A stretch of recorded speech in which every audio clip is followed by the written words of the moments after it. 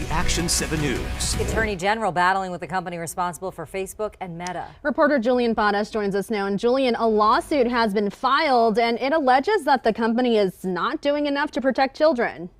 That's right, Shelley, Darlene. Apps like Facebook, Instagram, and their newest platform, Thread, are so accessible anyone can have an account. But this lawsuit says that the company has a big problem, which is endangering children.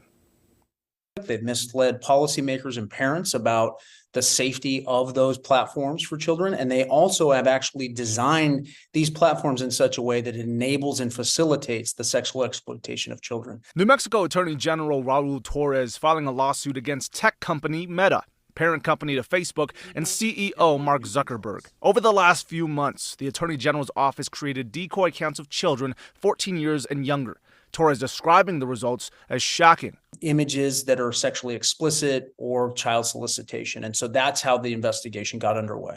Torres and his team are arguing enough is not being done to protect children from sexual abuse and human trafficking on the internet. He's not alone. I was also trafficked at a young age, too. As a human trafficking survivor and mother, Kimberly Wapipa agrees an issue like this is not being discussed enough. I think it needs to be more spoken about, because that's why people are realizing, hey, you're not the only one who's been through that. I have been too. Torres says he's spoken with executives from Meta who say they are working to address issues on apps like Facebook and Instagram. Meanwhile, Wapipa, who advocates for human trafficking, says she hears about stories like this often.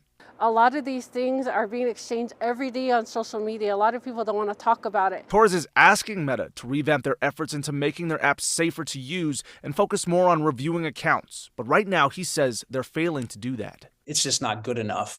They haven't met the mark, and they need to do much more to try and protect children. Now, coming up at 6, what survivors say parents should do to protect their kids and how this lawsuit could be historic. Live from the station, Julian Padas, KYT Action 7 News.